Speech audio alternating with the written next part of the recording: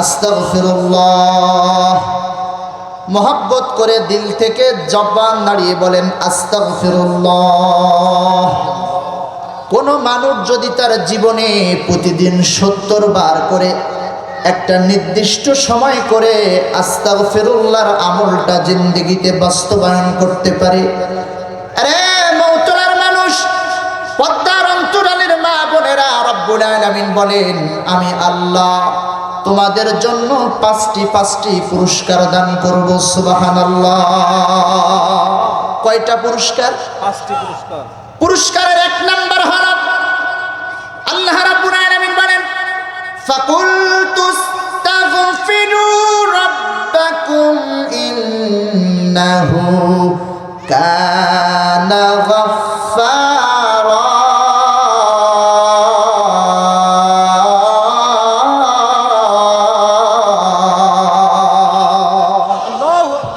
Number আল্লাহ বলেন আমি আল্লাহ তোমাদেরকে মাফ করে দিব।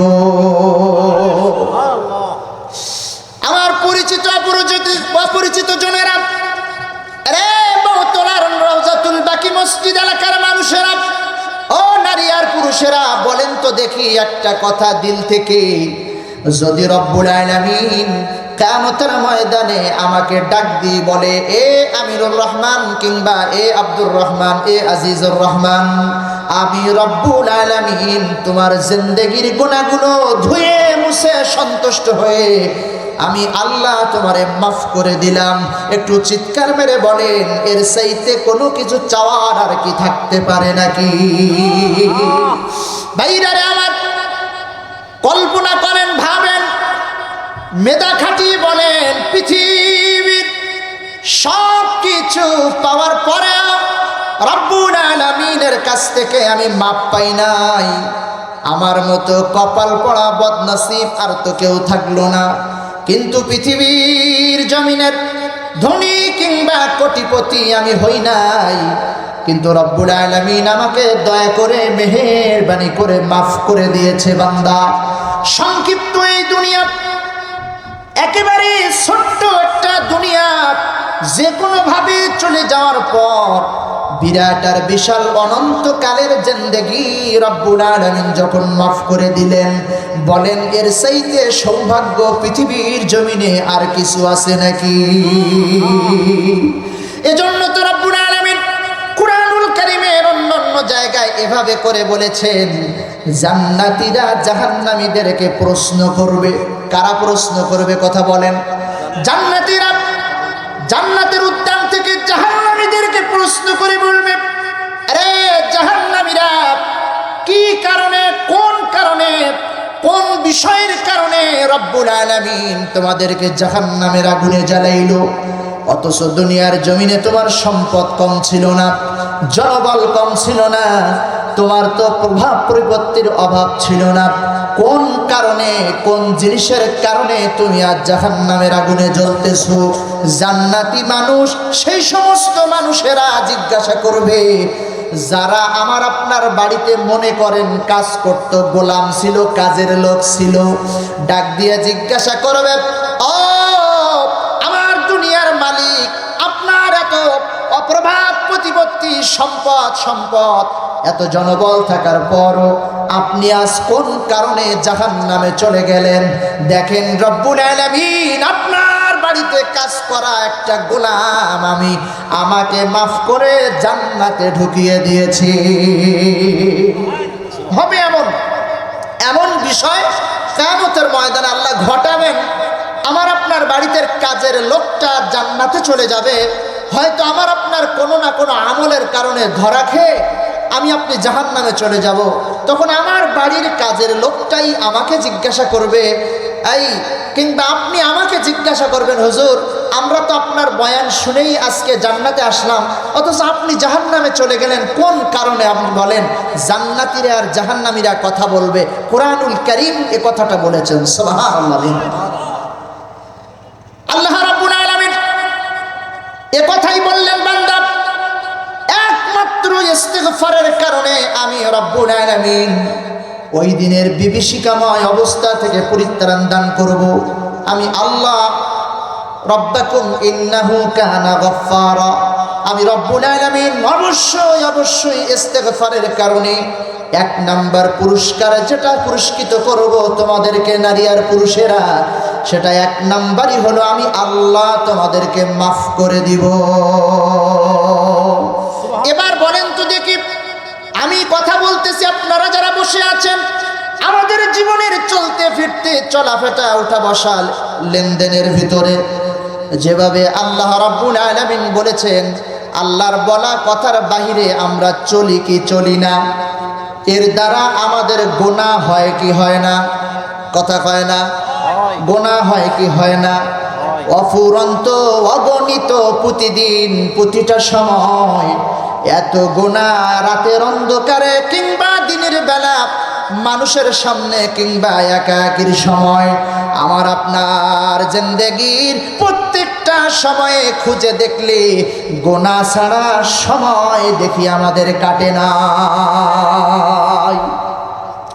আমার মুসলমান ভাইয়েরা, দাড়ি পাকা মুরব্বীরা, পদ্মার অন্তরালের মায়েরা, আল্লাহ রাব্বুল আলামিনের চলা বলা কথা অনুযায়ী চলতে না পারার কারণে আল্লাহ রাব্বুল আলামিন আমাদেরকে যদি মাফ করতে চান, আল্লাহ বলেন, বান্দা প্রতিদিনের সময়ের প্রত্যেকটা ওয়াক্তের একটা সময় তুমি বাহির করে নাও, যেই সময় তোমার কৃত ওই গুনাহগুলোর থেকে আমি রবের কাছে ইয়াকিন আর ইতমিনানের সাথে বলবে আস্তাগফিরুল্লাহ।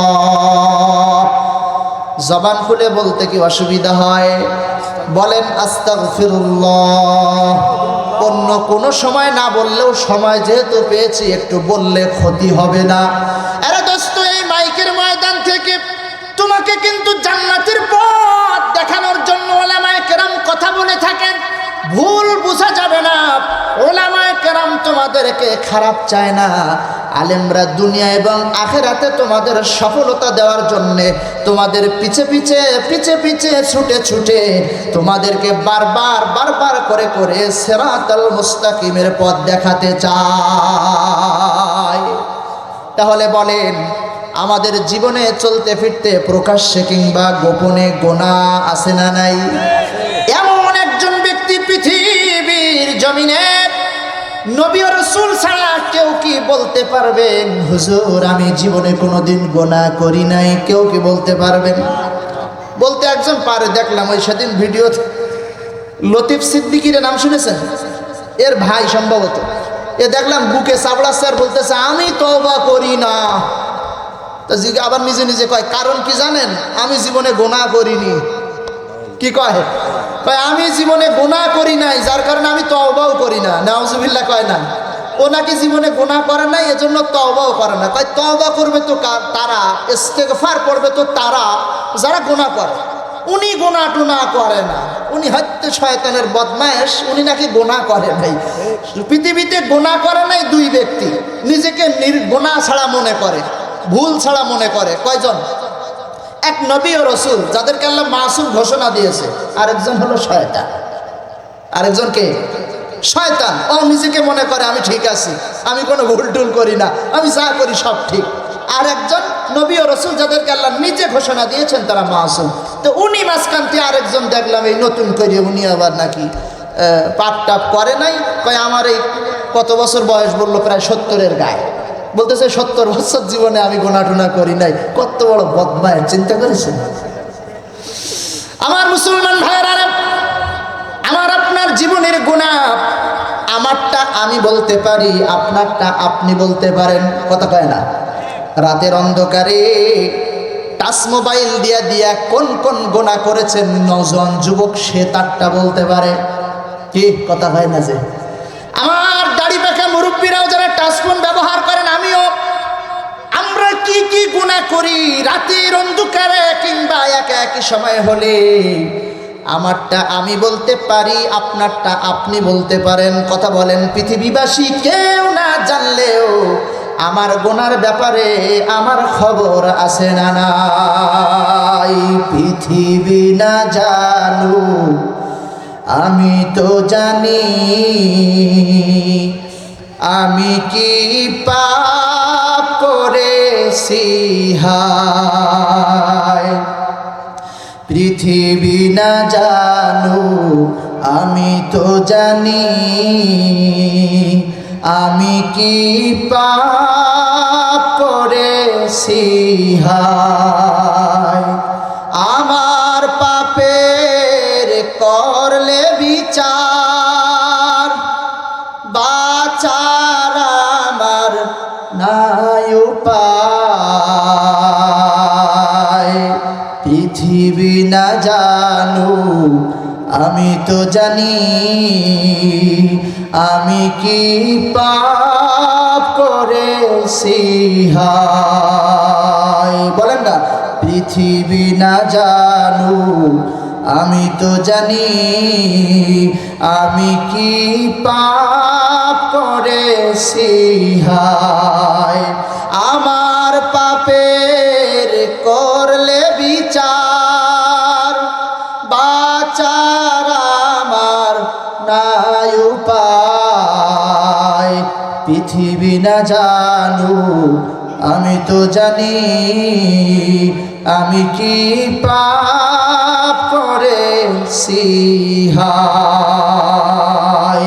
বুঝে থাকলে বলেন, প্রত্যেকটা দিন আমাদের জিন্দেগির ভিতরে চলতে ফিরতে গুনাহ আছে না নাই? রব্বুল আলামিন বলেন, বান্দারে এই তোমার জীবনের চলাফেরার মাঝখান দিয়ে যে গুনাহগুলো হয়ে যায়, আল্লাহ বলেন ফাকুল তুস্তাগফিরু রাব্বাকুম ইন্নাহু কানা গাফফারা। বান্দা, একটা ইস্তিগফারের কারণে আমি রব্বুল আলামিন তোমার জিন্দেগির গুনাহগুলো সব ধুয়ে মুছে সাফ করে দিব। আল্লাহু আকবার। এ মুসলমান, তাইলে এক নাম্বার ইস্তিগফারের ফায়দা কিংবা পুরস্কার রব্বুল আলামিন বললেন, আমি তোমাদেরকে মাফের ঘোষণা করলাম। আমার তো মনে হয় সামনের আর পুরস্কারগুলোর দরকার হয় না। ওগো রব্বুল আলামিন, আপনি যে একটা ঘোষণা করেছেন আমি তোকে মাফ করে দিব, আল্লাহ আমার জীবনের গুনাহগুলো থেকে মাফ পেয়ে যদি নাজাত পেয়ে যাই, আমার আর কোনো চাহিদা থাকতে পারে না। এ মুসলমান, আমাদের জিন্দেগির গুনাহ মাফের দরকার আছে না নাই? আরো জোরে বলেন, আছে না নাই? যদি থাকে তাইলে কিন্তু এক নাম্বার কথা মনে রাখবে, ইস্তিগফার। বলেন আস্তাগফিরুল্লাহ। আবার জুড়ে মিলে বলেন আস্তাগফিরুল্লাহ। সবাই মিলে মোহাব্বত করে বলেন আস্তাগফিরুল্লাহ। লা ইলাহা ইল্লাল্লাহ, লা ইলাহা ইল্লাল্লাহ, লা ইলাহা, লা ইলাহা ইল্লাল্লাহ, লা ইলাহা ইল্লাল্লাহ মুহাম্মাদুর রাসূলুল্লাহ সাল্লাল্লাহু আলাইহি ওয়াসাল্লাম। তাহলে এক নাম্বার, আল্লাহ রাব্বুল আলামিন আমাদেরকে কি করবেন? মাফ করে দিবেন। বান্দা, ইস্তিগফার এমন একটা জিন্দেগির আমল, জীবনে কেউ যদি আরেকটু ফায়দা সামনে বলি, আল্লাহ বলেন ইরসিলিস সামাআ আলাইকুম মিদরারা। রব্বুল আলামিন বলেন, আর যদি ইস্তিগফার করো, আল্লাহ তোমাদেরকে যেটা দিবেন সেটা হলো তোমাদের আসমান থেকে আল্লাহ রাব্বুল আলামিন প্রয়োজন অনুযায়ী তোমাদের বৃষ্টির ব্যবস্থা করে দিবে। সুবহানাল্লাহ। কিসের ব্যবস্থা করবেন? আল্লাহর রহমতের বৃষ্টির ব্যবস্থা করে দিবেন। এই আয়াতের তাফসিরের ভিতরে একটা ওয়াকিয়া নিয়ে এসেছেন। হাসানে বসরির রহমাতুল্লাহ আলাইহির নাম শুনেছেন কিনা? মারেফাতের লাইনে, আল্লাহর ওলিদের জিন্দেগির লাইনে সর্বশেষ যার নামটা পাওয়া যায় সাহাবায়ে কেরামের পরে, উনি হলেন হাসানে বসরি রহমাতুল্লাহ আলাইহি। তাবেঈ ছিলেন। হাসানে বসরি রহমাতুল্লাহ আলাইহি একদিন বসে আছেন উনি মসজিদের ভিতরে। হঠাৎ এক ব্যক্তি এসে বললেন, ও হাসান, খেয়াল করেন, এর মধ্যে দুনিয়ার কিছু সফলতার কথা বলতেছি, খেয়াল করেন, কারণ আমরা দুনিয়াও পাওয়ার জন্য মোটামুটি পাগল, কথা কয় না? দুনিয়ার অসুবিধা থেকে সমাধান চাওয়া এবং দরকার আছে না? তো এখান থেকে সমাধান পাওয়া যাবে। ভাই যারা দাঁড়িয়ে আছে একটু বসে, ইনশাআল্লাহ আপনারা হাঁটাহাঁটি দাঁড়ানো থাকলে মনে হবে ময়দানটা কেমন আগোছালো। একটুখানি যদি বসেন, যদি কিছু সময় শোনার নিয়ত থাকে, আর যদি না থাকে তাহলে সেটাও আলহামদুলিল্লাহ। তবে বিশৃঙ্খলা কিংবা হাঁটাহাঁটি কম করব। ভাইরারে আমার, আগে আপনাদের বলেছি, রাগ করিয়ে না, এটা একটা ক্লাস। এটা কি ক্লাস? আপনি যে নিয়েতে শুনবেন, যেভাবে শুনবেন, আপনার ভিতরে ওইভাবে ঢুকবে।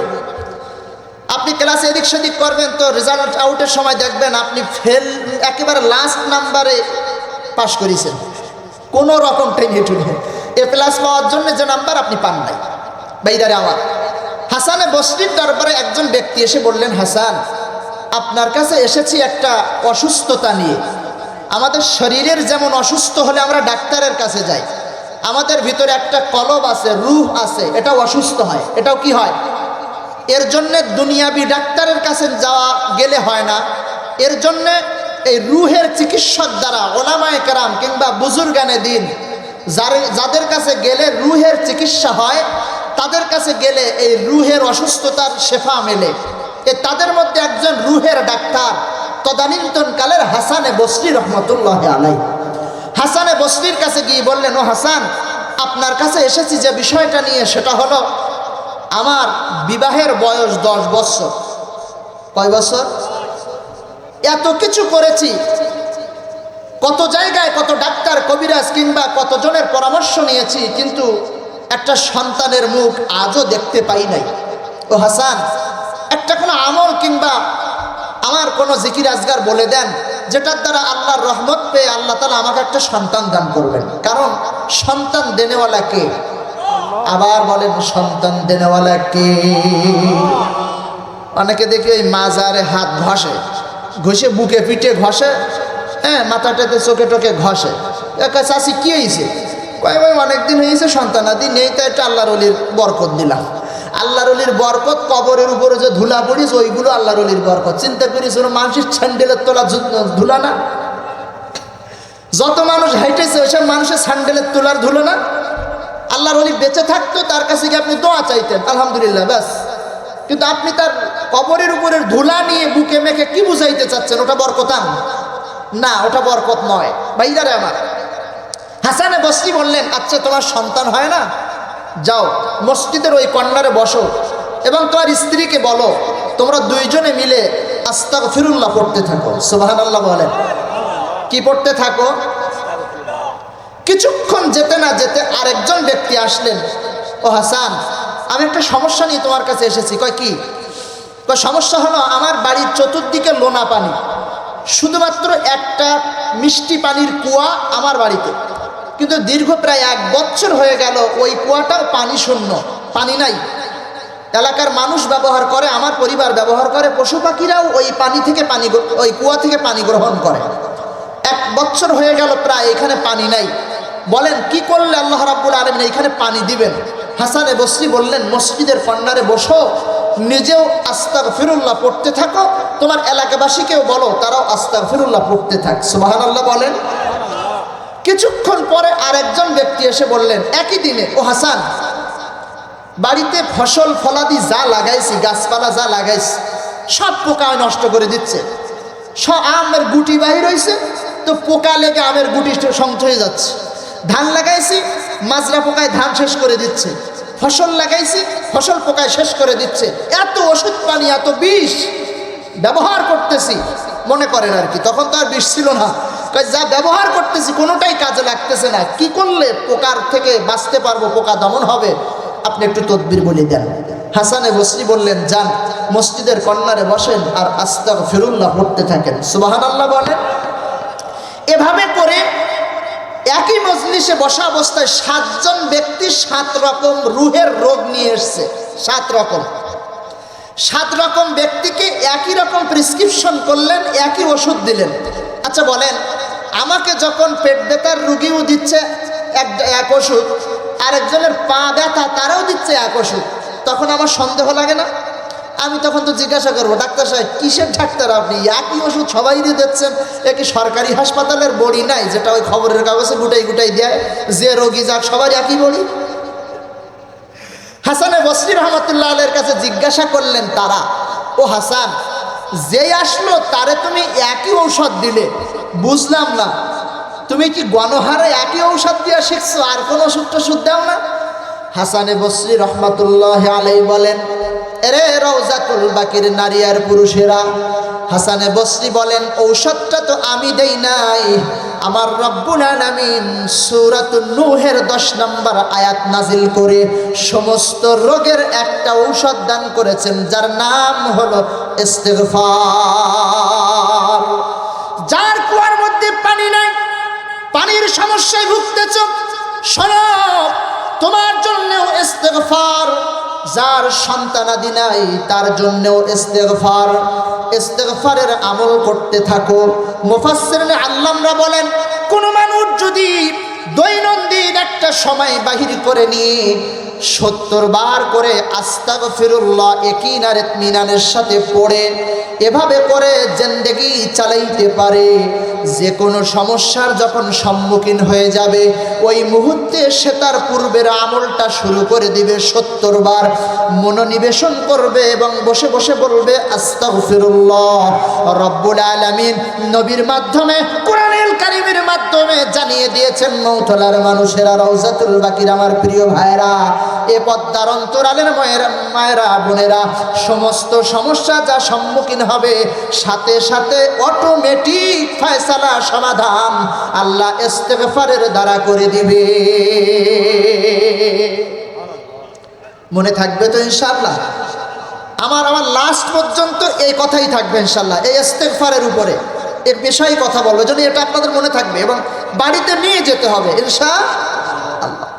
আমার মুসলমান ভাইরা, ইস্তিগফারের আরেকটা আমল আমি আপনাদেরকে শোনাই। মনে করেন আমি আপনি কোনো সফরে বাহির হয়েছি, আমার আপনার জিন্দেগিতে প্রতিদিন 70 বারে আস্তাগফিরুল্লাহ বলার আমল আছে।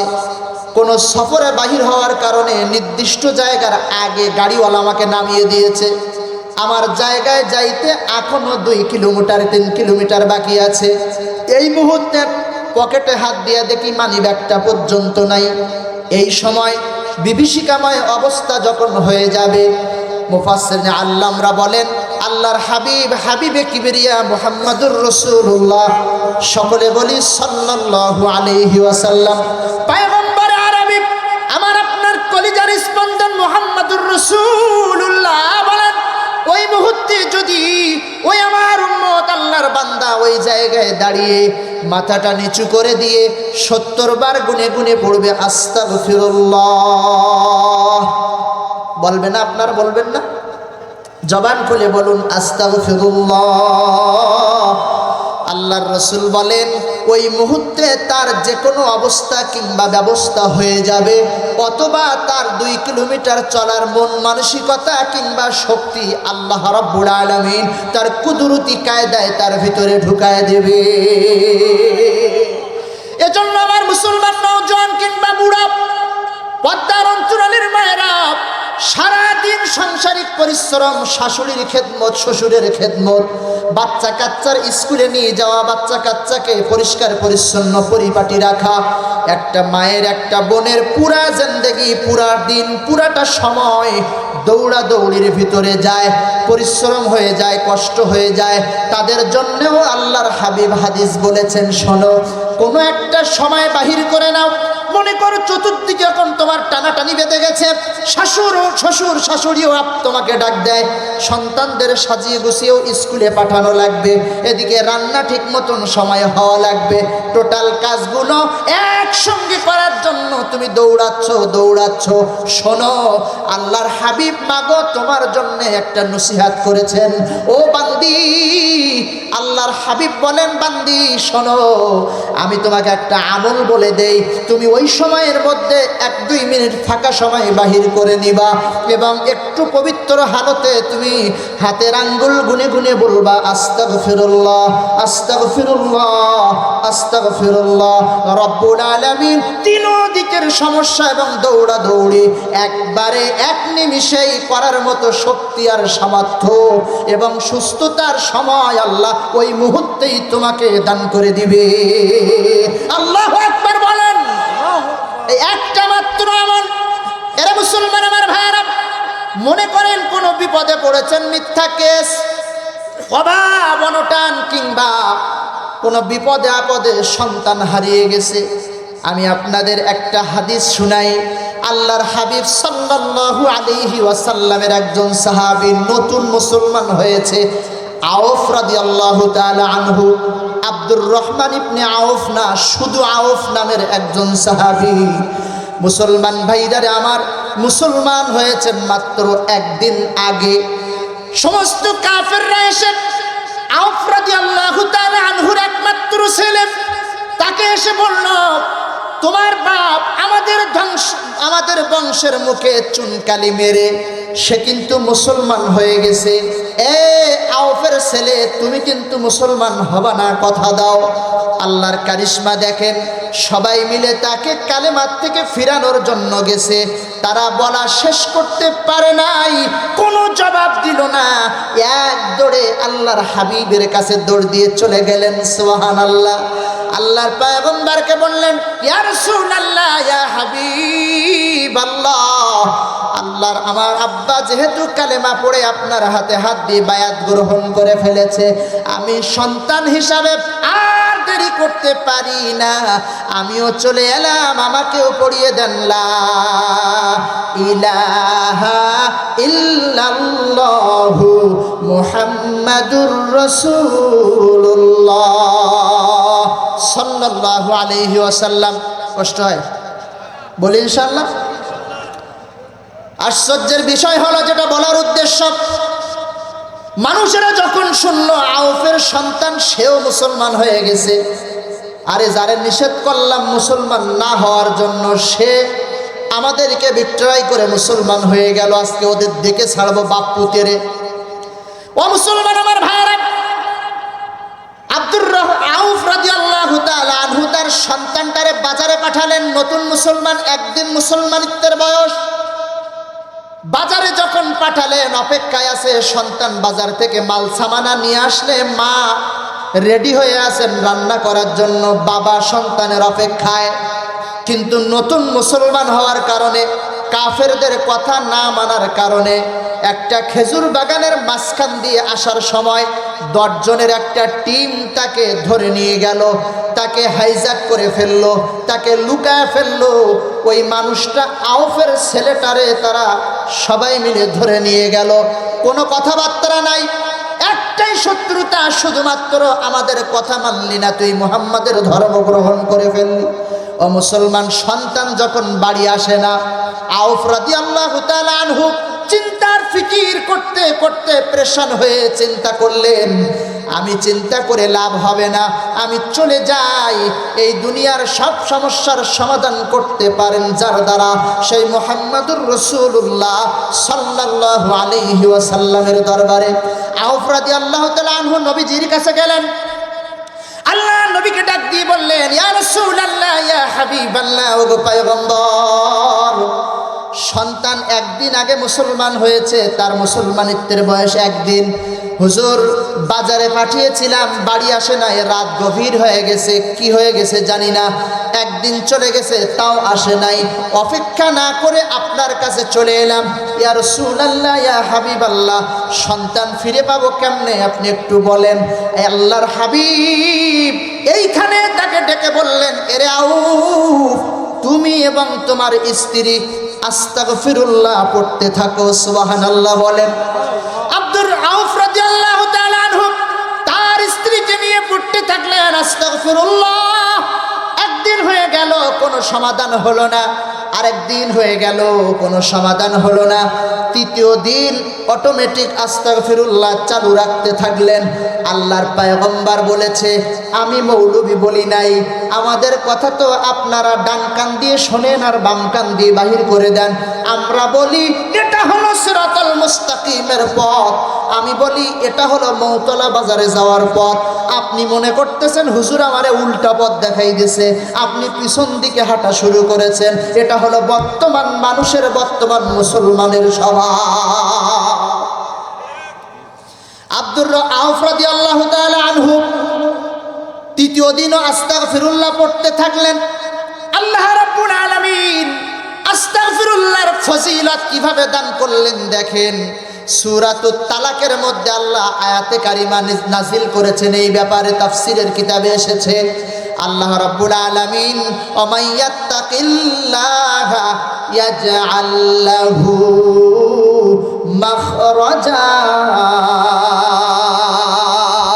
আল্লাহু আকবার বলেন। আল্লাহ রাব্বুল আলামিন সমাধান করে দিলেন। তৃতীয় দিন যেইখানে আউফের সন্তানরে রেখে তারা নিয়ে রেখে দিয়েছে যেই জায়গার মধ্যে, ওই জায়গায় গুম করে যেই অঞ্চলে রেখেছে আল্লাহ ঝড় আর তুফান দিয়ে দিলেন। এত ঝড় তুফান দিয়ে দিলেন যে যার মতো জান নিয়ে পালানোর জন্য ব্যস্ত হয়ে গেল। সমস্ত মানুষ 10 জন যারা তাকে হাইজ্যাক করে নিয়ে গিয়েছিল সবাই ছাইছুট হয়ে গেল।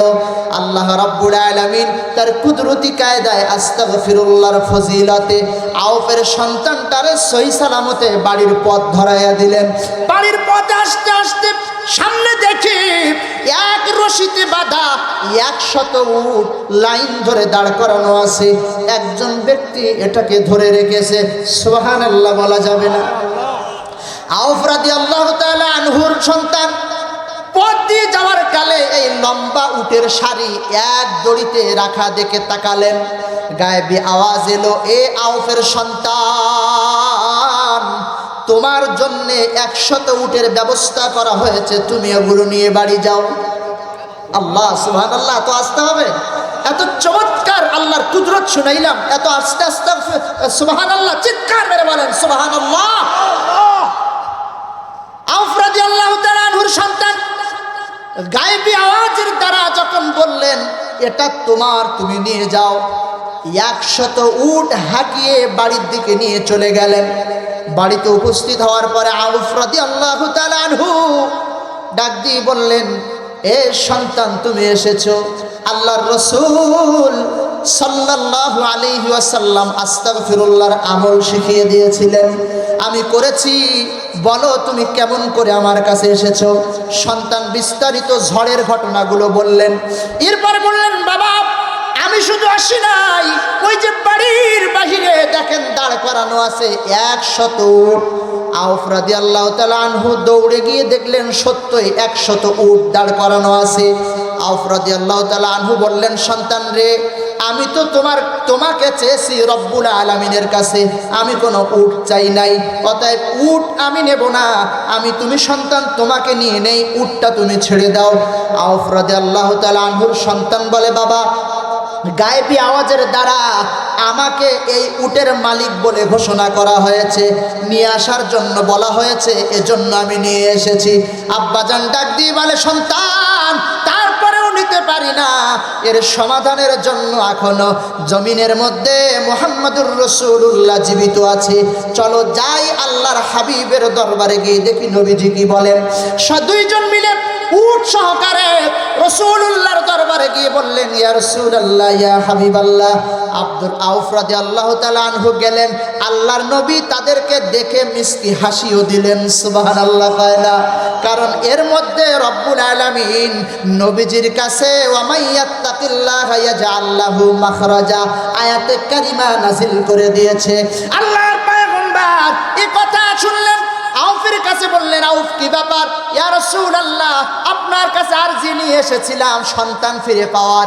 নবী গো, সন্তান পেয়েছি আলহামদুলিল্লাহ, কিন্তু উট সাথে এসেছে, আমি তো উট চাই নাই, আমি নিব না। আল্লাহর নবী হাসে আর বলে, আউফ রে, সন্তান কেমন করে উট পাইলো? কয় গায়েবী আওয়াজে পাইছে। আল্লাহর নবী তো আগেই আল্লাহর থেকে কথা শুনে ফেলেছে। আল্লাহর রাসূল হাসে আর বলে, রে উট যদি নিতে মনে না চায়, আমি রাসূলুল্লাহ আছি, আমি নিতে রাজি আছি। আউফ রাদিয়াল্লাহু তাআলা আনহু তখন বুঝলেন এটা হারামের মাল না, চুরি কিংবা ডাকাতির কোনো মাল না। নিঃসন্দেহে রব্বুল আলামিন তার রাসূলুল্লাহকে জানিয়েছেন এটা আসলেই সন্তানের কথা সত্য হালাল মাল। আল্লাহর নবী যেহেতু মিষ্টি হেসে হেসে বলেছেন, আরে আউফ আমাকে দিয়ে যাও। আউফের সন্তান তখন বললেন, আব্বা কি করবেন? উট কি নবীকে দেবেন না বাড়ি নিয়ে যাবেন? আউফ রাদিয়াল্লাহু তাআলা আনহু চিন্তায় পড়ে গেলেন। সন্তানের দিকে একবার তাকায়, নবীজির দিকে একবার তাকায়। আল্লাহর রসুল বুঝে ফেলেছেন।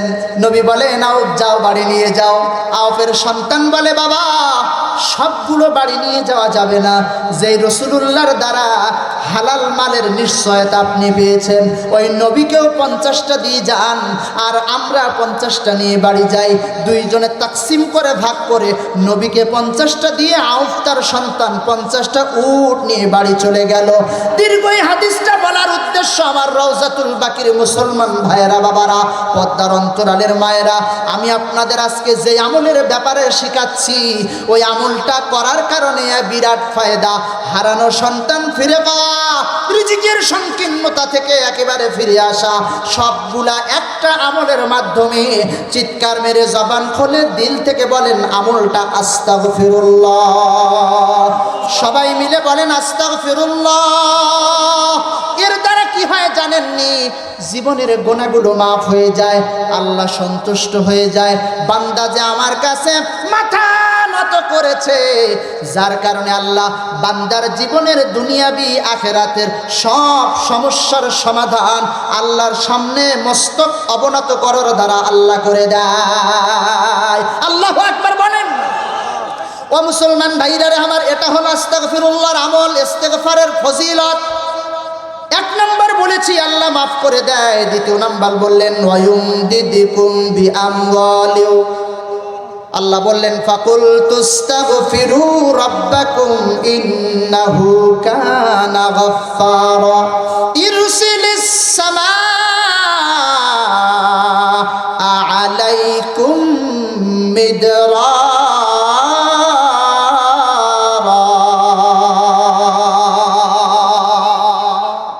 এ জীবনে না করিলাম বন্দেগি, গোনা করে কাটাইলাম জিন্দেগি। এ জীবনে না করিলাম বন্দেগি, গোনা করে কাটাইলাম জিন্দেগি। তওবা করে আবার তওবা ভাঙ্গিলাম। বলেন না, তওবা করে আবার তওবা ভাঙ্গিলাম। অবশেষে খাঁটি তওবা করিলাম। আদর করিয়া মানুষ আল্লাহ বানায়া কেমনে দিবেন জাহান্নামে ফেলিয়া, কেমনে দিবেন জাহান্নামে ফেলিয়া। বান্দা যখন জাহান্নামে জ্বলিবে,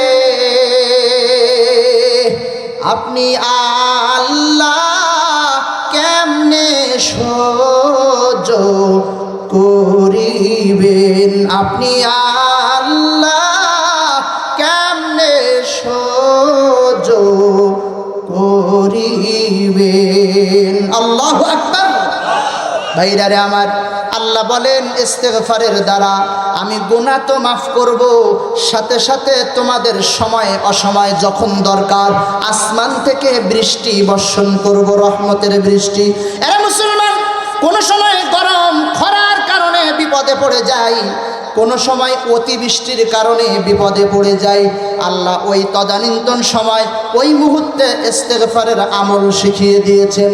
ও মুসলমান, তৃতীয় নাম্বার আল্লাহ বলেন, আল্লাহ রাব্বুল আলামিন বলেন ওয়ায়ুমদিদুকুম বিআমওয়াল, ইস্তিগফারের দ্বারা আমি যেটা করব, এরা মওতলার মানুষেরা যেটার জন্য রাত দিনটা একাকার করে ফেলতেছো পাগলের মতো, ফজরের নামাজ নাই, জমিনে ছড়িয়ে পড়তেছো কেমন করে মাল কামাই করা যায়, মাল, এই কথা বলেন, আছে না নাই? ফজরের নামাজের আগে উঠে দৌড় দিয়ে বাড়ি থেকে ঠান্ডার ভিতরে দোকানে, এটা যেতে পারে কপাল পোড়া মুসলমান আল্লাহর ঘরে 2টা রাকাত অন্তত ফরজ নামাজ পড়ার জন্য ঢুকতে পারে না। আল্লাহ বলেন আজকের আমলের দ্বারা আপনাকে শিখাইয়া দিচ্ছি বান্দা, ওই যে মাল কামাইয়ের বিরাট ধান্দা তোমার ভিতরে আছে, আল্লাহ বলেন ওয়া ইউমদিদকুম বিআমওয়াল।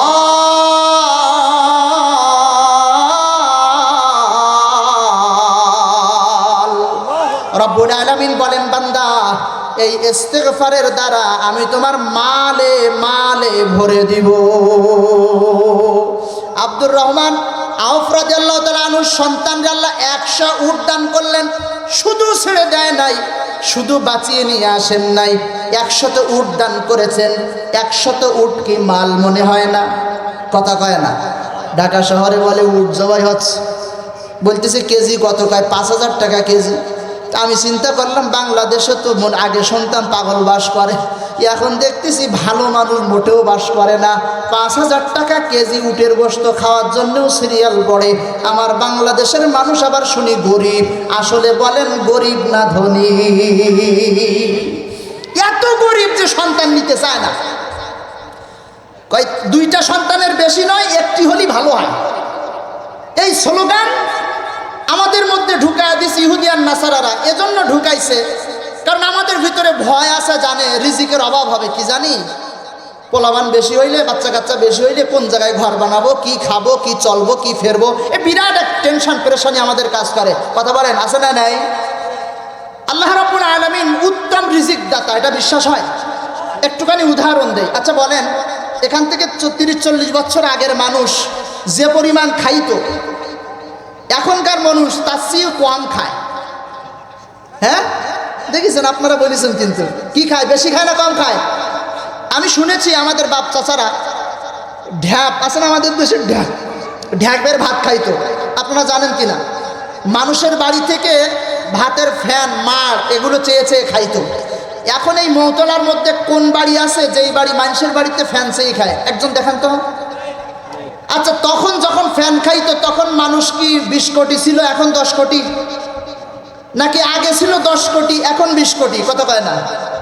তো ওই রব্বুল আলামিন এই জমিনে, একই এলাকায়, একই জায়গায়, একই জমিনে 10 কোটি মানুষ থাকাকালীন যখন মানুষের বাড়ি থেকে চেয়ে চিনতে খাইতো, এখন ওই বাড়িতে ওই মানুষ ওই জমিনে যাকাত দেয়। এই কথা বলেন ঠিক কিনা? যাকাতের মাল দেওয়ার ব্যবস্থা রব্বুল আলামিন করেছেন। আপনি কি মনে করতেছেন আসমানওয়ালা মালিক এমনি এমনি আমারে ছাড়েন নাই, আপনারা ছাড়েন নাই? বন্দোবস্ত করে তারপরে ছাড়িয়েছে। শয়তান বুঝায়, ইহুদি নাসারার বেঈমানেরা দাদা বাবুরা বুঝায় অল্প সন্তান হলে সুখে থাকা যায়। না না না, সন্তান যত বেশি আল্লাহ আল্লাহর রাসূল সন্তুষ্ট, দুনিয়া আখিরাতের কামিয়াবি আল্লাহ এটার মধ্যে রেখেছেন। কথা ঠিক কিনা? উনি বুদ্ধি করে 2 জনে মিলে বাসর ঘরে পরামর্শ করেছে, খুব সাবধান বলো, 2টো না হলে 1টা। আল্লাহ না করুন, যাদের 1টা আছে আলহামদুলিল্লাহ, আল্লাহ না করুন, আল্লাহ না করুন। এমন যদি হয় ছেলেটা চাকরি বাকরি সব পেয়েছে, জয়েন করবে 2 দিন পরে, 2 দিন আগে দুনিয়াতে বিদায় নিস। সারা দিনের চিন্তা ভাবনা, সারা বছরের চিন্তা ফিকির, সারা জীবনের ইনভেস্টমেন্ট সব শেষ এক নিমিষে। এ কথা বলেন না কেন? এটা রব্বুল আলামিনের জমিনে আপনি দেখছেন কি দেখেন না? আমি অসংখ্য নজির স্থাপন করতে পারি যে এরকম পুরা জীবনের হিসাব নিকাশ এক সন্তানের উপরে করে রেখেছে। সন্তান চাকরিও পেয়েছে, 18 দিন বয়স চাকরিতে জয়েন করবে, 18 দিন বাকি আর কি। টিওনো হয়েছে, টিওনো বিসিএস পরীক্ষা দিয়ে। এই সন্তানটা রোড অ্যাক্সিডেন্টে, বাড়ির জন্য দুধ আনতে যাচ্ছিল, দুধ, রোড অ্যাক্সিডেন্ট করে রাস্তার মাঝখানে পড়ে মারা গেছে। 18 দিন বাকি। বাপের জায়গা জমিন যা ছিল সব ওই ছেলের উপরে দিয়ে ছেলেটারে মানুষের মতো মানুষ করছে আল্লাহ তাআলা। ছেলেটাও ভালো ছিল, আমরা আমাদের পরিচিত। আশ্চর্যের বিষয় হলো এই ছেলেটা মারা গেল, এরপরে দ্বিতীয় সন্তানের দিকে তাকানোর মতো কোনো সন্তান আর জমিনে নাই। বলেন ওই বাবা মার অবস্থা কি হবে? এর চাইতে কঠিন মুহূর্ত, হৃদয় বিদারক ঘটনা আর হতে পারে নাকি? ও দোস্ত, তো আপনারে যেটা শয়তান বুঝাইলো আপনি ওটা বুঝলেন, ও কালেমাওয়ালা মুসলমান, অকৃতজ্ঞ মানুষ, আর আমার রব যেটা বুঝাইলো ওটা বুঝলেন না। বেঈমান কোথাকার, যেটা রব বুঝাইলো সেটা বোঝে না, যেটা শয়তান বোঝায় সেটা ঠিক মতো বোঝে। ইসলামের প্রত্যেকটা বিধান রব্বুল আলামিন একরকম করে বলে দিয়েছেন, ওলামায়ে কেরাম বুঝাচ্ছে, শয়তান একবার বলে দিয়েছে ওতে যথেষ্ট, আর ওলামায়ে কেরাম এতবার বুঝায় ওটা মানে না। এরকম কিছু কপাল পোড়া বদনসিব আমাদের সমাজেও আছে না নাই? কথা বলে। ও মুসলমান আমার ভাইয়েরা, শোনেন, সব জিন্দেগির সমস্যার সমাধান আল্লাহ বলেন মালে মালে ভরে দিব। শুধু তাই না, ওয়াজআল লাকুম আনহারা ওয়া বানিন, ওয়াজআল লাকুম আনহারা। বান্দারা, আমি রব্বুল আলামিন মাল তো দিব সাথে সাথে তোমাদের সন্তান সন্ততি দিয়ে তোমাদের কলিজা ঠান্ডা করে দিব। নেক সন্তান দিয়ে আমি আল্লাহ তোমাদের কলিজা ঠান্ডা করে দিব। এজন্য যারা বিবাহ করেছেন কিংবা নতুন বিবাহ করবেন, আপনাদের কাছে অনুরোধ, আর আমার পক্ষ থেকে আপনাদের কাছে এলান হলো, সবাই মিলে, স্ত্রী আর স্বামী মিলে পরামর্শ করে পুরা জিন্দেগি ইস্তেগফারের আমলটা চালু করা যাবে তো ইনশাআল্লাহ? লম্বা, বিরাট, শক্তিশালী এমন কোন আমলের কথা আজ এই ময়দানে আমি আপনাদেরকে বলি নাই। ছোট্ট একটা শব্দ আস্তাগফিরুল্লাহ, মোহাব্বত করে দিল থেকে আবার একটু বলেন আস্তাগফিরুল্লাহ। কষ্ট হচ্ছে ভাই? হ্যাঁ, কিছু কিছু মানুষের হচ্ছে মনে হয়। আরে ভাই, আমার পরে আরেক বক্তা, তারপরে আরেক বক্তা আছে না? প্রধান বক্তা তিনি, হ্যাঁ, রেডি হচ্ছে প্যাকেটে প্যাকেটে আপনার, হ্যাঁ ওটা রেডি চলতেছে, একেবারে টাটকা গরু দিয়ে, আলহামদুলিল্লাহ। এজন্য চিন্তার কোনো কারণ নাই, ক্ষুধা লাগলে উঠে যাবেন, ওই চিন্তা করার দরকার নেই, ওটারও ব্যবস্থা আছে। গানে নাটক, নভেল নাটক, যাত্রা প্যান্ডেলে আপনার খানার ব্যবস্থা করা হয় না, বরঞ্চ আপনার কাছ থেকে টিকিটের টাকা নেওয়া হয়। কথা কয় না? সামনে চেয়ার নেওয়ার জন্য মারামারি বাঁধে। আর এই জায়গায় ওই একই মুসলমান, ওই জায়গায় যেই মুসলমান, এই জায়গায় সেই একই মুসলমান খাওয়াইয়ে সুন্দর প্যান্ডেল করে, ফ্রি বসার অবস্থান করে, ভালো ভালো ব্যবহার করেও এরপরেও আপনাকে বসিয়ে রাখা যায় না। তো একজন বলতেছে, হুজুর এমন কেন হয়? আমি বললাম, না হওয়ারও তো কারণ নাই। আল্লাহ একটা জান্নাত আর একটা জাহান্নাম বানাইছে, দুটাই তো ভরা লাগবে। কথা কয় না? দুটাই ভরা লাগবে কিনা? জাহান্নাম তো হাহাকার করবে, শিকল দিয়ে ফেরেশতারা টেনে জাহান্নামকে ধরে রাখবে, এরপরেও বলবে, আল্লাহ আমার উদার বুদ্ধি হয় নাই, আরো দাও, কে কে আছে আরো ঢুকায় দাও। আল্লাহ বলবে, ফেরেশতারা রে, বান্দার চোখের পানিটা ওর ভিতরে ছুঁড়ে মার, তা না হলে ও স্বস্তি পাবে না, ধীর স্থির হবে না, নিজেকে গুটায় নেবে না, আরো চাইতে থাকবে। এমন হবে যে আমার সব বান্দাকে ও নিতে পারলে বেঁচে যায়। জাহান্নামকে থামানোর জন্য বান্দার চোখের পানি ছুঁড়ে মার। ও দোস্ত, ওই কিয়ামতের ময়দানে জাহান্নামও তো থাকবে, নাকি থাকবে না? কথা বলেন মুসলমান ভাইরা আমার।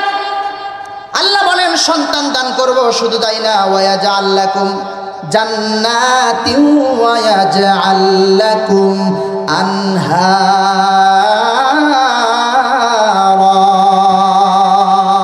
আল্লাহু আকবার।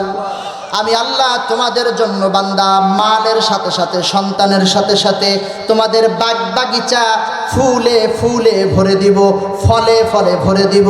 এমনকি আখিরাতের ময়দানের যে বিরাট জান্নাতের ওয়াদা আমি করেছি, ওয়াফিস সামাই রিজকুকুম ওয়া মা তুআদুন।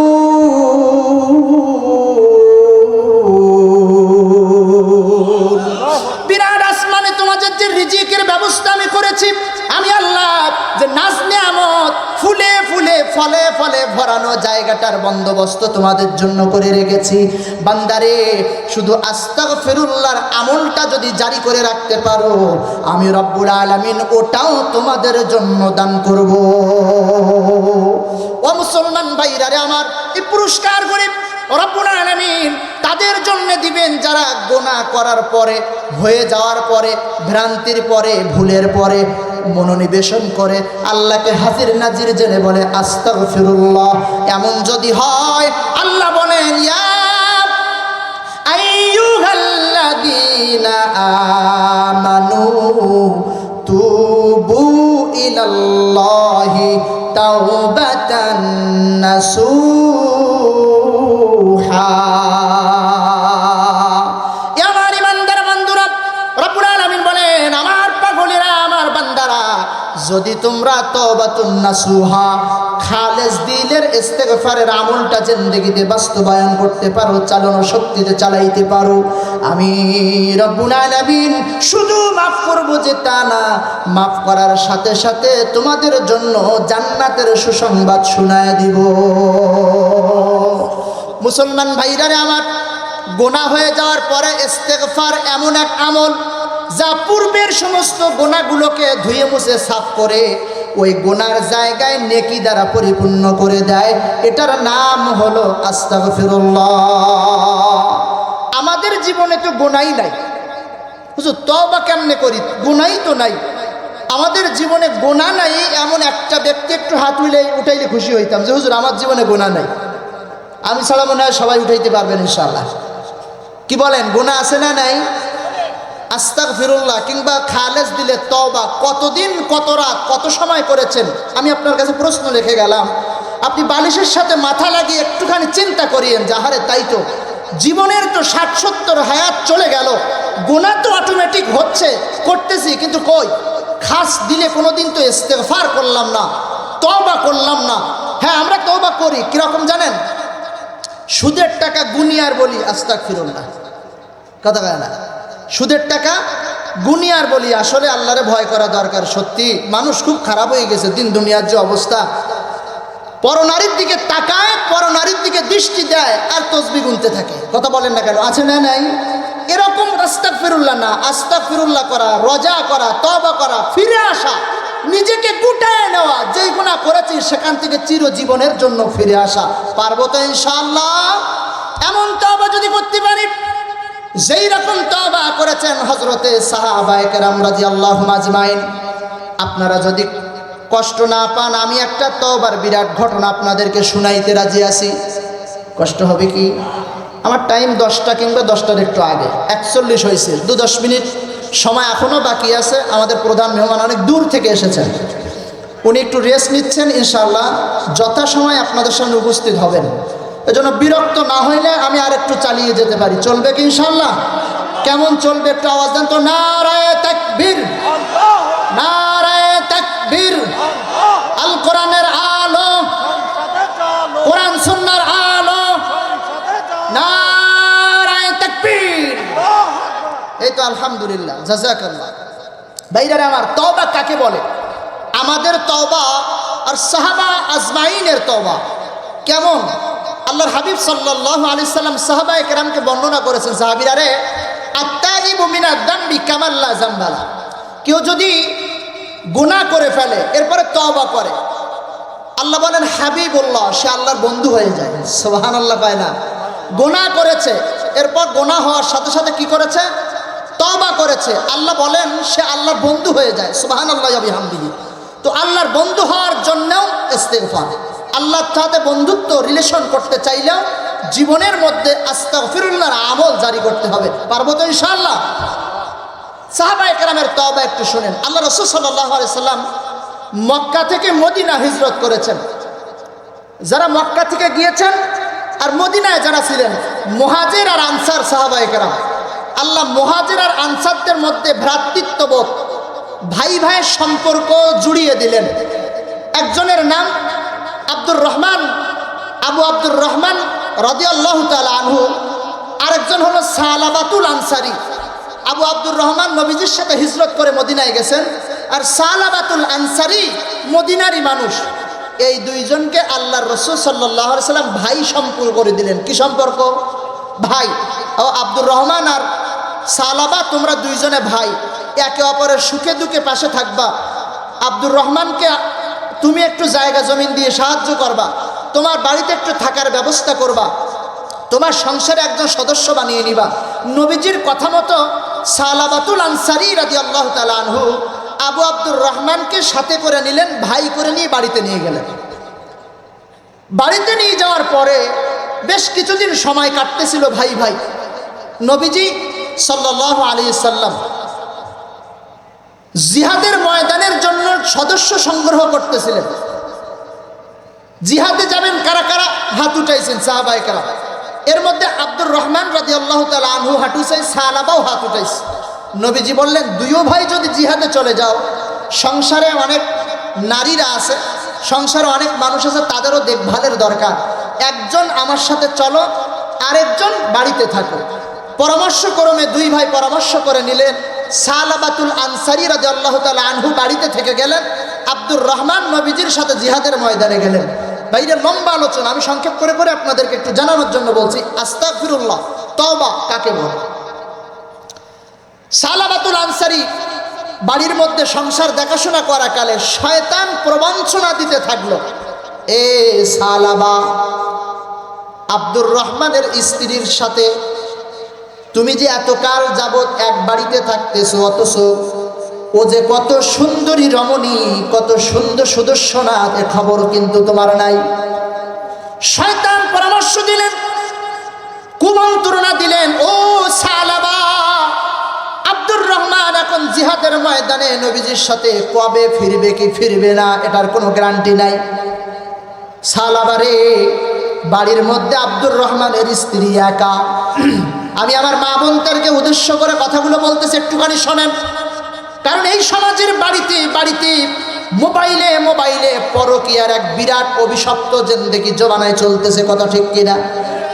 এক পুরুষ আরেক নারী, আরেক নারী আরেক পুরুষ, বিবাহিত অবস্থায় স্বামী থাকার পরেও অন্য স্বামী অন্য মানুষের সাথে কুচুর কুচুর ফুচুর ফুচুর আছে না নাই? আরে নিজের বিবাহিত বৈধ স্ত্রী থাকার পরও পরকীয়া, পুরুষ আরো 5টা নারীর সাথে সম্পর্ক। বর্তমান সমাজে মোবাইল নামক গজবের কারণে এরকম অবস্থা চলতেছে কি চলতেছে না? সাহাবা রাদিয়াল্লাহু সাহাবাতুল আনসারীর ভিতরে শয়তান কুমন্ত্রণা দিতে থাকলো, রে সাহাবা, যেই নারীর সাথে এক করে এতদিন আসুরি সাহাবা, ওই নারীর সুদর্শনা এত সুন্দরী তুমি দেখো নাই, কল্পনাও করতে পারবা না। একটুখানি সুযোগ বুঝে তুমি আব্দুর রহমানের স্ত্রীর কাছে চলে যাও। সালাবাকে 1 দিন 2 দিন 3 দিন কুমন্ত্রণা দিতে দিতে সালাবাতুল আনসারীর ভিতরে শয়তান বাসা বেঁধে ফেললো। সালাবা রাদিয়াল্লাহু তাআলা আনহু একদিন বাজারের ব্যাগটা ভিতরে দেওয়ার জন্য হাত বাড়াইলেন। ভিতরে থেকেও আব্দুর রহমানের স্ত্রী হাত বাহির করে দিলেন বাজারটা নেওয়ার জন্যে। পর্দার বাহির থেকে হাতের পোষাটা একটু বাহির হয়ে গেল। ও মুসলমান, এজন্য আল্লাহ রাব্বুল আলামিন নারীর কবজির শেষ মাথা পর্যন্ত এটাকেও কিন্তু আল্লাহ রাব্বুল আলামিন পর্দার বিধান করেছে। আমরা যারা নারীরা এ পর্যন্ত কাপড় পরি কিংবা হাতা গুটায়া বাজারে মার্কেটে দোকানে দোকানে রাস্তাঘাটে চলি, শোনো, এটাও কিন্তু তোমার ঢেকে রাখার বিধান আল্লাহ করে দিয়েছে। যারা কিনারে পুরা মুখটা বাহির করে নিয়ে নিজেকে পর্দা ভেবে থাকো, এটা তোমার খাস পর্দা নয়। ও মুসলমান, প্রথম তো হেডলাইটের দিকেই মানুষের চোখ যায়, কথা ঠিক কিনা? মানুষের জন্য ফেসটাই তোর হলো হেডলাইট। এই জায়গা দেখলেই বুঝে ফেলে তুমি সুন্দর না অসুন্দর। এটাই যদি বাহির করে রেখে বোরকা নামক বোরখা তুমি পড়তে থাকো, বান্দা বান্দি, এটা কিন্তু তোমার পর্দার বিধান ঠিক হয় নাই। ও মুসলমান, সালাবাতুল আনসারী আগের থেকে দেওয়া শয়তানের কুমন্ত্রণা ভিতরে আছে। আব্দুর রহমানের স্ত্রীর হাতের পোষাটা দেখেই শয়তানের কুমন্ত্রণা মতো ব্যাগ দিতে গিয়ে একটু স্পর্শ করলেন হাতটা। আরে নারী তো আর সাধারণ কোনো নারী নয়, এটা তো আমার এলাকার নারী নয়। মৌতলার নাম বলতেছি না, আবার সবাই মারবে। আমার এলাকা বলতেছি, এখন মৌতলাও তো হতে পারে আমার এলাকা, কথা বলে না। ও আমার বর্তমান সমাজের মায়েরা, নারীরা, সালামা রাদিয়াল্লাহু তাআলা আনহু একটুখানি স্পর্শ করলেন ওই বাহির হয়ে যাওয়া জায়গার ভিতরে। ভিতর থেকে সাহাবীর স্ত্রী তো সাহাবী, তার ভিতরেও তো জাহান্নামের আগুনের ভয়। চিৎকার মেরে বলেন তো দেখি আছে না নাই? ও মুসলমান, অমনি করে ভিতর থেকে আব্দুর রহমানের স্ত্রী চিৎকার দিয়ে বললেন, এ সালাবা, আমি তোমার ভাইয়ের আমানত, আমি তোমার ভাইয়ের রেখে যাওয়া আমানত। এ সালাবা, তোমার কি আল্লাহর ভয় একটুও নাই? সালাবা রে, একটুও কি আল্লাহর ভয় নাই? তুমি যে তোমার ভাইয়ের আমানতে হাত দিলা, এ মুসলমান ভাইরা রে আমার, এই কথাটা ভিতর থেকে আব্দুর রহমানের স্ত্রী সালাবার কান পর্যন্ত পৌঁছায় দিল। সালাবার ভিতরে শয়তান কুমন্ত্রণা দিলেও বলেন তো দেখি, নবীর এই সাহাবীর ভিতরে আল্লাহর আযাবের ভয় আছে না নাই? সালাবার কর্ণ কুহুরে আব্দুর রহমানের স্ত্রীর আওয়াজটা চলে গেল, রে সালাবা, কাল কিয়ামতের ময়দানে রব্বুল আলামিন যদি তোকে জিজ্ঞাসা করে আমানতের ব্যাপারে, তাহলে আল্লাহর সামনে কোন চেহারা নিয়ে তুমি দাঁড়াবা? এই কথা বলার সাথে সাথে সালাবা হাতটা ছেড়ে দিয়ে এক দৌড় শুরু করলেন, লোকালয় ছেড়ে দিয়ে পাহাড়ের গভীরে চলে গেলেন। পাহাড়ের দিকে চলে গেলেন, দীর্ঘ পথ অতিক্রম করে পাহাড়ের পদদেশে গিয়ে আশ্রয় নিলেন। একদিন দুই দিন না, দীর্ঘদিন হয়ে গেল। ইতিমধ্যে মদিনায় তাবুক যুদ্ধ থেকে নবী আলাইহিস সালাম সহ সাহাবায়ে কেরাম যুদ্ধ জয় করে ফিরে আসলেন। সমস্ত আনসার সাহাবীরা, মুহাজির সাহাবীরা যারা যুদ্ধে গিয়েছিল, ভাই ভাই সম্পর্ক, সবাই বাড়ি থেকে নবীজির দরবারে এসে একে অপরের সাথে মিলিত হচ্ছিলেন। এদের মধ্যে সবাই মিলিত হওয়ার পরও একজনকে দেখা যাচ্ছিল না, তিনি হলেন সালাবা রাদিয়াল্লাহু তাআলা আনহু। আল্লাহর নবী জিজ্ঞাসা করলেন, আব্দুর রহমান, তোমার ভাই সালাবাকে তো দেখা যায় না, কোনো অসুবিধা হলো কিনা, সমস্যায় পড়লো কিনা? দ্রুত বাড়িতে যাও, দেখো সালাবা কোথায়, সালাবার খোঁজ নাও। আবু আব্দুর রহমান বাড়িতে চলে গেলেন। বাড়ির ভিতরে যায় স্ত্রীর কাছে কি বললেন, স্ত্রী রে, আমার সালাবা কোথায়, আমার ভাই সালাবা কোথায়? আব্দুর রহমানের স্ত্রী মনক্ষুণ্ণ অবস্থায় ডেকে বলে, ও প্রাণের স্বামী আমার, সালাবা আপনার ভাই এমন একটা কাজ শয়তানের প্রবঞ্চনায় করে ফেলার কারণে আল্লাহর আযাবের ভয়ে নিজেকে গুটিয়ে নিয়ে এখান থেকে যে বাহির হয়ে গেছে, বহুদিন হয়ে গেল, আজও পর্যন্ত আর কোনোদিন বাড়িতে ফিরে আসে নাই। কোন দিকে গেছে যেন কয় না, চিৎকার মেরে দেখলাম এদিকে যাওয়া শুরু করেছে। আবু আব্দুর রহমান সালাবার খোঁজ করতে করতে করতে করতে পাহাড়ের পদদেশে চলে গেলেন। ও মুসলমান ভাইরা আমার, খুব খেয়াল করেন, সালাবা রাদিয়াল্লাহু তাআলা আনহুর খোঁজে আবু আব্দুর রহমান পাহাড় পর্যন্ত গেলেন। পাহাড়ের পদদেশে গিয়ে মানুষের কাছে জিজ্ঞাসা করে, কেউ কোনো কথা বলতে পারে না। একজন রাখাল বললেন, এ ভাই, সালাবা বলে কাউকে তো চিনব না, তবে বেশ কিছুদিন যাবত আমি তো এখানে বহুদিন ছাগল ভেড়া চড়াই, আর বেশ কিছুদিন যাবত পাহাড়ের একটা গুহার ভিতরে পাথরের আড়ালে কে জানি চিৎকার করে করে চোখের পানিগুলো ছেড়ে ছেড়ে কান্দে আর হাউমাউ করে করে রবের কাছে বলে, রব, আপনি তো বলেছেন ফাকুল তুস্তাগফিরু রাব্বাকুম ইন্নাহু কানা গাফফারা। ও রব্বুল আলামিন, আপনি তো বলেছেন ভুল করার পরে ফিরে আয়। আমি সালাবা ভুল করে ফেলেছি, আপনি তো বলেছেন আপনি মাফ করবেন। আবু আব্দুর রহমান খুঁজতে খুঁজতে সালাবাকে পাইলেন। না খাওয়া না ঘুম, সারা রাত সারাদিন কানতে কানতে শরীরটা একেবারে পাটকাঠির মতো হয়ে গেছে। আবু আব্দুর রহমান বললেন, সালাবা। সালাবা সেজদা অবনত অবস্থায় আবু আব্দুর রহমানের কণ্ঠের আওয়াজ শুনে সেজদা থেকে মাথা উঠায় বললেন, ভাইরে, তোমার দিকে তাকানোর মতো মুখ আমি বাকি রাখি নাই। ও ভাই, তোমার সাথে আমি আমানতের খেয়ানত করেছি। আবু আব্দুর রহমান বলে, ভাই সালাবা রে, শয়তানের ওয়াসওয়াসায় পড়ে ভুল হতেই পারে। শোনো, মদিনায় নবীজি ছিল না, রহমাতুল লিল আলামিন নবীজি দুনিয়ায় এসেছে, চলো দুই ভাই মিলে নবীজির দরবারে যাব, দেখি পয়গম্বর আমাদের জন্য তওবার কোনো ব্যবস্থা করে কিনা। দুই ভাই পরামর্শ করে মদিনায় চলে গেলেন। মদিনায় যাওয়ার পর সালাবা বলতেছে, এই চেহারা নিয়ে ভাই এক চান্সে নবীর সামনে যাওয়া যাবে না, চলো আগে আবু বক্করের কাছে গিয়ে দেখি মাফ হয় কিনা। দুই ভাই মিলে আবু বক্কর সিদ্দিকের কাছে গিয়ে বললেন, ও আবু বক্কর, আমি সালাবা এই অন্যায় করে ফেলেছি, আমার কি মাফ হবে? আবু বকর রাদিয়াল্লাহু তাআলা আনহু বললেন, মাফ করা না করা আমার কোনো ব্যাপার না, তবে শোনো, তুমি যে আমানতের খেয়ানত করেছো এটা মাফ হবে বলে আমার মনে হয় না, আমার বাড়ি থেকে বাইর হও। আবু বকর বাহির করে দিলেন। সালাবা বললেন, ও আব্দুর রহমান ভাই আমার ছেড়ে দাও। আবু বকর যেখানে মাফের কোনো সম্ভাবনা দিল না, আর নবীজির কাছে যাব না।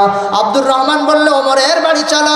ওমরের বাড়িতে চলে গেলেন। ওমর রাদিয়াল্লাহু তাআলা আনহু তো আরো শক্ত, বললেন, সালাবা কি এমন অপরাধ তুই করে ফেললি? আমার বাড়িতে কোন সাহস নিয়ে ঢুকলি? বাইর হয়ে যা। ওমর রাদিয়াল্লাহু তাআলা আনহু বাহির করে দিলেন। আবু আব্দুর রহমান বলে, ভাই সালাবা